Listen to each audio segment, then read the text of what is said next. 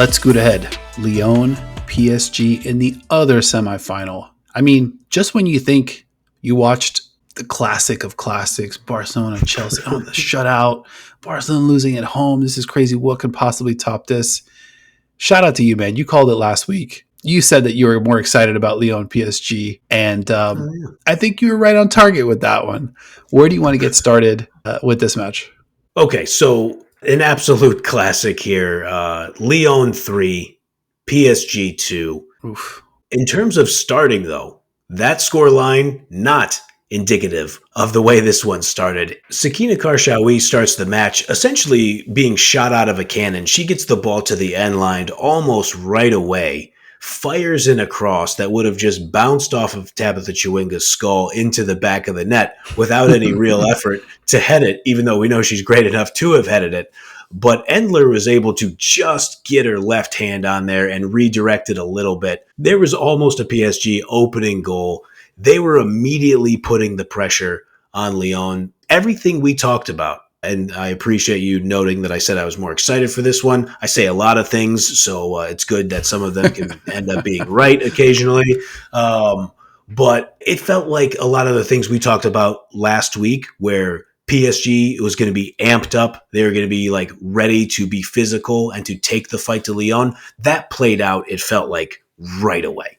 Yeah, and I think that was even despite Lyon getting their chances early. Sure. Damaris had a chance early. Cascarino, Wendy Renard had a look. I mean, any one of those could have, knocked in and kind of changed the match.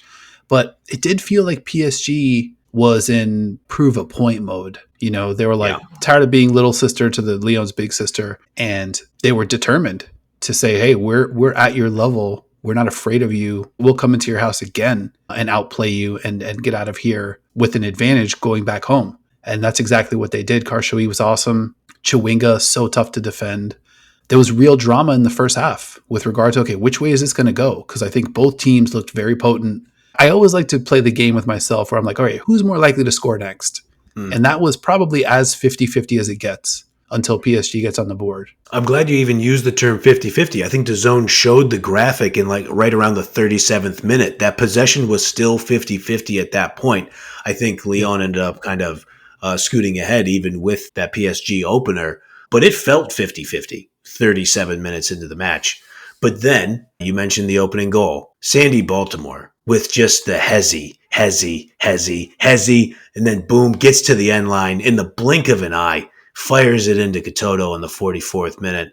I think people know my agenda when it comes to English football. I got real Jack Grealish vibes from this move by Sandy Baltimore. Mm-hmm. But for Marie Antoinette Katoto to have the presence of mind to take one touch to control it and then have the body control to kind of strike it as she's falling away and knock it into the back of the net, just world-class stuff. But what else are we going to expect from Baltimore and Katoto? Marie A.K., she fired that one. I mean, not only did she put it on target, I mean, she blasted it. And yeah, Baltimore, Hell yeah. One of the ultimate you reach, I teach moments on Salma Basha, one of the ITC favorites. She just couldn't resist. Ellie Carpenter, ball just scoots right under her foot, and that's all Katoto needed. And now we have both semifinal matchups going 1-0 to the road team in the Champions League semifinals. I mean, this was like a topsy-turvy day, to say the least. And to say it was just getting started would be the understatement of the year. It was incredible. I mean, so we make it into halftime. You knew Lyon was going to try to really fight back, try to steal one before the end of the half. They're not able to do that. We get into the second half, and PSG just adopts the same mentality where they're just like, go, go, go, right from the whistle. Let's see if we can try to catch something.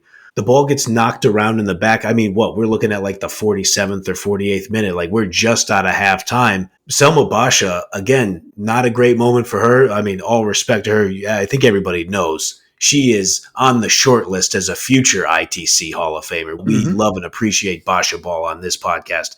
But she is nowhere near in position, and she keeps Katoto onside by a mile in this goal. Like, Basha's not near the play, but she's standing 3 feet behind her other defenders. And I do want to point this out. It's easy for announcers to say, it's easy for a dope like me sitting in my office in Seattle to say, but that is something that like defenders work on all the time, of like holding that line and making sure that if I'm out of the play, I'm not keeping somebody onside. Unfortunate moment for Basha, and Katoto knew exactly what to do with it. Easy put away. 2-0 PSG, and to quote my notes here from watching the game, Lyon needs to do something immediately.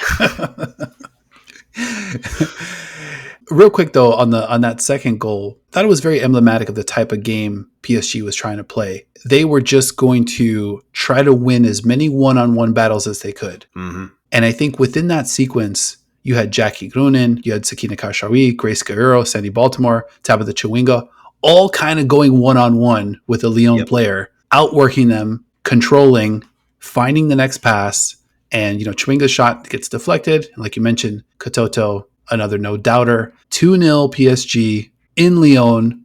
I think the most interesting part of this was like, it kind of felt like message sent. PSG wanted to come in and say, hey, we can hang with you, we can beat you. And I'm not sure if they kind of took their foot off the gas or kind of what happened, but it did kind of feel like things got a little jolly on the PSG side, and maybe that was a little bit of a bellwether for what was to come. What were you thinking when it went 2-0? I will say I wrote in my notes that Lyon needed to do something immediately. I don't think that they really did much immediately. Chawinga ended up with another chance. Like they would have ran away and hid with this thing. Chawinga had a near miss. Lyon looked pretty out of sorts there for a while. The crowd was loud, even during the downtime of the match. They were restless. Like in the 56th minute, in the 60th minute, I was just jotting my notes. Like you could hear the groans, you could hear people getting frustrated. So at 53, Bonpastor takes Mbak off out of the back line and puts on Gilles.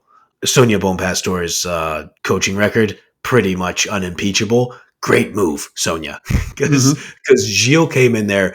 And by the way, let me just backtrack. Absolute banger of a point by you on PSG wanting to play one-on-one. Every single one of those players you mentioned are great one-on-one players, and that was very clearly a focus. And they were winning those 1v1s. So you bring on Gilles, you say, okay, give me a little physicality, maybe knock some people around back there. Then they brought on Daniela Van de Donk for Vicky Beccio, try to maybe get a little more control in the midfield. I thought those were two great substitutions. Real quick, I thought bring on Van de Donk was fucking genius. It was great. Because she brings the attitude, like she brings the bite. She'll just stare anybody down. She'll kind of square up. And I think that's what they needed in that spot. It's not only super skilled player, super smart player, but somebody that's going to be aggressive. Yes. She got involved in some actions pretty early. And I don't know, she was just kind of like a great bolt of energy right at that moment. Totally agree. So it's Gilles at 53, Van de Donk on at 58. Which I think you're totally right. Master strokes by Bonpastor. And that's when the tide started to turn. I know you're going to get into this a little more, so let me just try to serve the ball over to you here. Then PSG took Marie-Antoinette Katoto off the pitch in the 76th minute. Insane. Well, what started happening then, buddy? I'm sure everything was fine. Oh, my God. I mean, it's so funny to kind of like think through the effect that the substitution decisions can have. This was a monster one. Katoto had Lyon terrified. Like they were just shell-shocked. Baltimore, she's got some pace to her, but not the same level of like Chawinga pace. Yeah. Chawinga will just run on anybody. And not only will she run on you, she'll find a way through you or around you or the other way around you. Like she'll just find a way. Oh, yeah. Her plus Katoto means that you have to stay back there and defend against that. And I think you mentioned Basha. Basha's used to playing way, way, way up the field. She's not used to kind of being back there and having to defend, these worldly attackers, and I think like we kind of saw the effects of that. She's still, obviously a youngish player. I think she's early 20s. Yep. So still a little bit of growth there, but taking Katoto out in the 76th minute, even if she's dead tired, she's just such a force. All she's got to do is stay there as a threat, bring the gravity, keep some of those Lyon backline players, keep some of the Lyon midfielders with like kind of one eye on what she's doing. To take her out, I mean, it kind of raised an eyebrow in the moment. I wish I kind of would have like been more, vociferous in my notes about this could be a problem. And I think we saw immediately Lyon super emboldened, and they're like, okay, all right, Chewinga, if you want to run, we have Wendy Renard back there. Like, we've got Gilles back there who gone through the ringer a little bit on this show, but she played awesome. She was great. She did. She was a tremendously effective backstop. And, Baltimore, that's not her game. She needs to be involved in an attack, but not the player that you're going to kind of just give the ball to, or just, hey, run alongside, tap the Chewinga, and like, let's see what happens. So I think that move really kind of sunk the match for PSG. And I think there was a little bit of like, we came in here, we proved our point, but it's like Lyon is so potent that even if you're in defend mode, they'll burn you.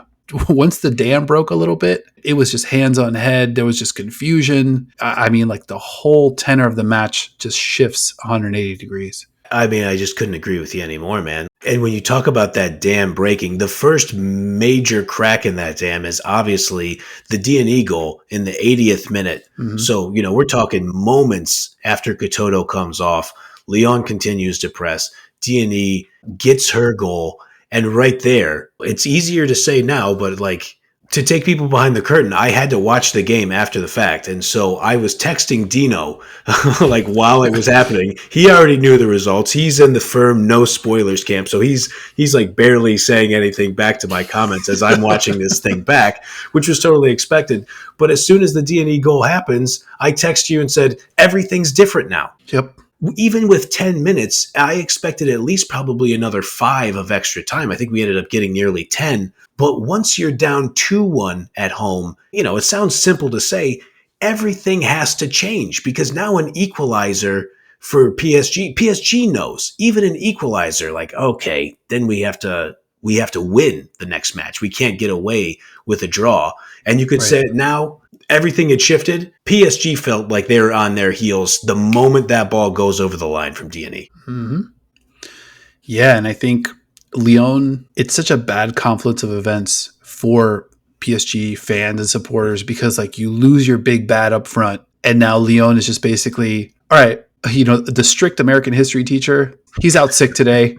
Now we got the substitute in. Who cares? What are they going to say? What are they going to like? They were just they didn't care. They were just emboldened. It was just like whatever. We'll do what we want out here. It just flipped everything. And the D&E goal, I think it came 4 minutes after the substitution, maybe 5 minutes after the substitution. Yeah.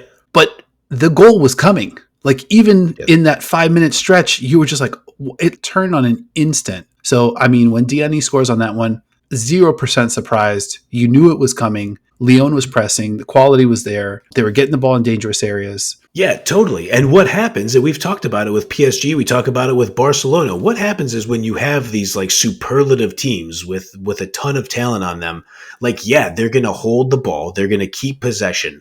But you have to, and we talked about it in the Chelsea-Barcelona match, your opponent can have the ball as long as they're not just constantly firing shots at your keeper or have your defense constantly scrambling. Because to use the dam analogy again, eventually the dam does break because there's too much quality on that side. So once it's, okay, not only are we playing with the ball on our defensive half of the field for extended stretches, but every passing sequence is ending with a shot and maybe even a shot on goal. And that's just unsustainable when you have Diani, Egarola, and Dumornay, Lindsey Horan, Selma Basha, when you have all these amazing players out there. Yeah, and I think like you just got the feeling it was only going to get worse from there. Yeah. On the second goal, Basha plays one in, finds its way to Renard, who gets it to Melchi Dumornay. She freezes Karshari with a filthy juke and just blasts in. I think the goal of the weekend. I mean, that thing was a fucking rocket. And the crowd that was on 11 went to 14 at that point. Easy. That environment was as lit gets. I mean, if as a PSG defender, and it's kind of tough. I know Gatino was in there. De Almeida didn't have her best game. Karshawiza was obviously kind of playing a little bit of the same situation as Basha. She's used to kind of playing up and down the field. So defensively, kind of a tough spot to be in. But yeah, I mean, it was absolute head and hands terror moment, if you're on that PSG side. And there's still tons of time on the clock. We're not even into stoppage time. And we're less than 10 minutes removed from Katoto going out of the game. And we're already 2-2 with Lyon absolutely cooking, like scorching hot at this moment. Yeah, man. I mean, that Dumornay shot is an absolute laser. And in my notes, I had even looking back at them now, I just wrote PSG is devastated. Like they looked Mm, mentally cooked. That was a backbreaker. I love your point that that's the goal of the weekend. I think it is because I think it also, Barcelona was still going to play after Cuthbert's goal. You already knew what time it was. They were not going to stop challenging. It happened relatively early in the match. We'll talk about the Majri winner here, but that Dumornay equalizer, even being an equalizer, obviously the backbreaker. Even in the moment, you were like, yeah, 100%. like PSG is in trouble. And what, a minute later? Yeah. I mean, you barely had time to breathe. Barely had time to like even pick up your beer and look away from the screen. And then all of a sudden, Amel Majri is executing a turn about as perfectly as a human being could execute it. And then the strike is just as good. Lyon's up 3-2. Everybody on PSG at that point looked completely lost. And that really sucks because we've talked about the quality on that squad. It's just one of those things where it feels like the room is spinning when you're out there and everybody's just kind of looking Yeah, at each other like, and you can even tell when players look at each other like, hey, everybody calm down. And nobody's calming down. Like none of that. everybody's still making the Not mistakes. an ounce of that. No, hell no. And it's hard to blame them in some spots. I'm sure they are beating themselves up about it right now, holding themselves accountable about it right now. But let me just say, Majri hits everybody with the call me Selly after she Hmm. scores the goal. Majri is very quickly ascending to one of my absolute favorite players in the world. The call me is just so understated. I compare it to like Damian Lillard's like, oh, it's Dame time. For Majri Yeah. to be like, yeah, it was time. Call me because this is my time now. And I was just like, all right, I love her for that. I thought it was a great Selly, great goal, and now they're firmly in control of the whole semifinal. Oh my God. Yeah. 100%. Went back and did a little math on this. 6 minutes and 17 seconds was how long Crazy. it took Leon to score 3 goals in the Mm. last 10 plus minutes of that match. Just brutal, brutal, brutal for that PSG side who, like I said, came in, proved their point, maybe took their foot off the gas, maybe substitution that you'd want to do over with that one, but they still have got another one to play heading to Paris. I kind of feel like coming into this one, PSG might have been okay going back to Paris down a goal. Like they might have been like, all right, still in it. But there's just Sure. something about how this one unraveled where it's just like mentally, you've seen players kind of lose their confidence and then lose their form. I don't have a lot of examples of a whole team losing their confidence and Right. losing their form. We've talked about it a little bit on the men's side when we talk Champions League. Like Pep has his storyline about just kind of needing to be there, work your way through. But PSG, I think they've got a final on their resume. They've got a semifinal or two on their resume, but not the long history of going into deep waters Mm. that a Lyon has, that a Barcelona has maybe more recently. And I think that showed. And now they head back to Paris down one, which I think they would have taken going into this match. But I don't know, the vibes after what we saw going to be really, really rough. I do want to do a prediction for this one as well. Anything else you want to hit on the game, or should we just kind of fast forward right to the predictions? I think it'll bleed into the predictions. I mean, and at this point, I was pretty punch drunk after a long day. But I just wrote in my notes, heart of a champion stuff from Lyon. Yep. Like we talked about the Katoto sub helping swing the game, and Majri was a substitute as well. So Majri and Mm-hmm. Gilles coming on, absolutely massive for Lyon. But the fact that they were able to just dig deep, score 3 in the span of six and change minutes. They're going into this with all the momentum. I know that doesn't count for anything. I know some people don't really believe in momentum in sports, but every football scoring line is not created equal. I think Yeah. your point is spot on. There are different kinds of 3-2 losses than what PSG suffered in this match. And while I love their mentality, and I think they have players with great mentality, oh boy, this is a tall one to overcome. So yeah, I think official prediction, I'm going to go 2-1 Lyon, which puts them through 5-3 on aggregate.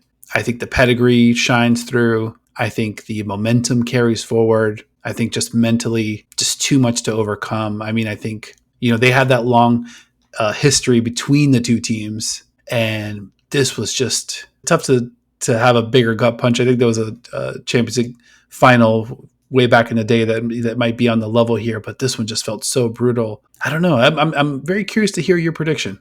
Man, I really, really love PSG's mentality. I wonder if this one, I know you had talked about it with Chelsea and Barcelona, so maybe I'm going to take a similar tact for this one because of the makeup of Karshawi and De Almeida. I really like the way Gatino played through long stretches of this match. You mentioned Jackie Gronin as well. I'm going to say that PSG makes it as much of a dogfight as they possibly can. 1-1. They fall a little short. They force the draw. Cascarino, she played really, she is unbelievably threatening. Every time we watch Cascarino, I'm just like, okay, I'm glad this player is back and healthy now because she's magnificent. She got taken off in the 76th minute. How many games in a row can you stop a Cascarino game from happening? I'll be interested to see. I'll sprinkle that on there. I'm going to guess Cascarino gets a goal. PSG holds them to a draw, and it's not enough. But PSG continues the upward trajectory going into next season. I like it. I could definitely see that happening. I think last week we predicted this one would go down very late into the tie. Yeah. With still the result in the balance, could definitely see that happening. I think the difference we touched on a little bit earlier is the substitutions and the bench. Yeah. To be able to bring a Majri in, no Hegerberg in this one. Dumornay, who didn't, I'm not sure if she was kind of battling injury, but she just wasn't that involved in the group stage, if at all. Yeah. To unleash a goal like that, unbelievable. So they're just so loaded. Wendy Renard, obviously great to have her back in the lineup for this one. The talent, I think, just kind of caught up with them in addition to the substitutes. So I think ultimately, that's what separates them as they get late into that one in Paris. But to your point, that PSG spirit, at some point, PSG is going to say enough's enough. And I think we're just going to do whatever needs to get done to kind of get past this team.